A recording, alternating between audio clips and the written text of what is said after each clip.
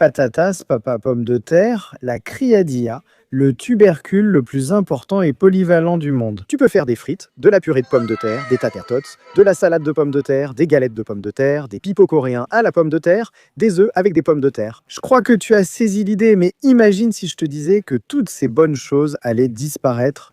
Oui, ce serait désespérant, mais rassure-toi, il y a une solution. Le projet RIPE, c'est en anglais. Désolé. Ce projet développe une pomme de terre dopée aux stéroïdes qui non seulement résiste au changement climatique, mais qui prospère même dans ces conditions. Pourquoi la pomme de terre est-elle meilleure?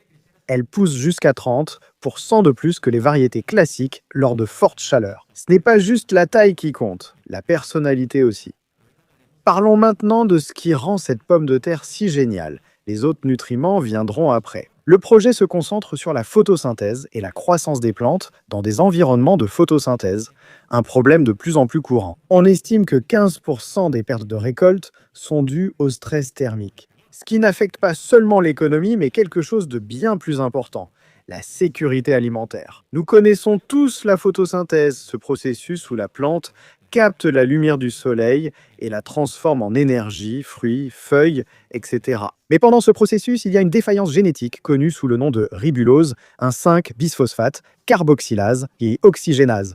Je n'arrive pas à croire que j'ai retenu tout ça. Ou pour les amis, Rubisco, c'est une enzyme qui parfois, au lieu de capter du dioxyde de carbone, ce qu'elle devrait faire, cette saloperie, cette idiote, capte de l'oxygène. Cette erreur génère une substance connue sous le nom de glycolate, qui est toxique, et la plante doit utiliser de l'énergie supplémentaire pour éliminer cette toxine. Ce qui réduit son potentiel de croissance de 20 à 50%. Cela signifie des pommes de terre plus petites et des plantes moins productives. Le problème, c'est qu'en augmentant les températures, la Rubisco se trompe plus souvent, environ 25% du temps, donc une pomme de terre sur 4 sera ratée et petite. Ne t'inquiète pas, dans ce monde, il y a des gens très intelligents, plus que toi et moi, qui se sont déjà occupés de tout. On a ajouté 2 gènes à la plante. Ces 2 gènes-là, je ne vais pas les mentionner parce que ma gorge commence à fatiguer. Ces 2 gènes ont créé un raccourci prenant en charge le glycolate durant la photosynthèse dans les chloroplastes, le modifiant complètement. Ces gènes empêchant la toxine de se disperser dans toute la cellule végétale, ce qui permet à la plante d'économiser de l'énergie. Elle n'a donc pas à effectuer un processus de nettoyage à grande échelle. Donc plus de pommes de terre, plus grosses, et des ventres mieux remplis. Tout va bien, mais tu sais comment ça se passe. Cela doit passer par des processus réglementés par la Food and Drug Administration, l'Environmental Protection Agency, l'United States Department of Agriculture, et cela prend généralement environ un lustre, c'est-à-dire 5 ans. Et pour prouver que ces pommes de terre sous stéroïdes fonctionnent, enfin, elles ne sont pas sous stéroïdes, elles sont génétiquement très modifiées, et qu'elles ne vont pas te donner le cancer, ne t'inquiète pas. Il y a quelques années, lors des vagues de chaleur, ils les ont testées avec d'excellents résultats. Elles ont fixé plus de carbone et ont poussé de 9 à 30% de plus que les pommes de terre normales. Mais ce n'est pas tout. Tu te souviens que j'ai dit que tout ne dépendait pas de la taille. Les nutriments sont essentiels. Elles ont conservé des niveaux normaux de fibres, de vitamine C et de protéines, même si, en parlant de la pomme de terre, il n'y a vraiment pas beaucoup de protéines, seulement 2 grammes par portion. Je le sais, en plus d'être influenceur, je suis nutritionniste, donc je sais de quoi je parle.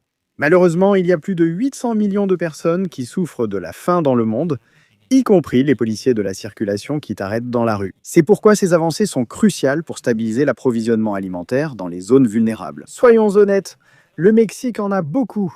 Un Mexique sans fin, Claudia. Les agriculteurs consacrent 15 à 20% de leurs ressources à irriguer les cultures exposées à la chaleur extrême. Ces pommes de terre réduiraient le stress hydrique et la consommation d'eau. Au final, malheureusement, ce qui importe aux gens d'en haut, c'est essentiellement de générer de l'argent, pas de nourrir la population. Mais si on peut faire les deux en même temps, ce serait vraiment génial. Pourquoi?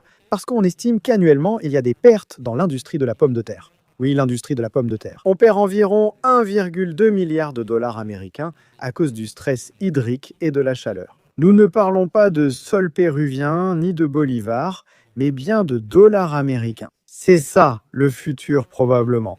Pour l'instant, on doit juste manger des pommes de terre normales. Comme je vous le dis toujours, n'oubliez pas de me suivre et d'aimer la nature. Merci beaucoup.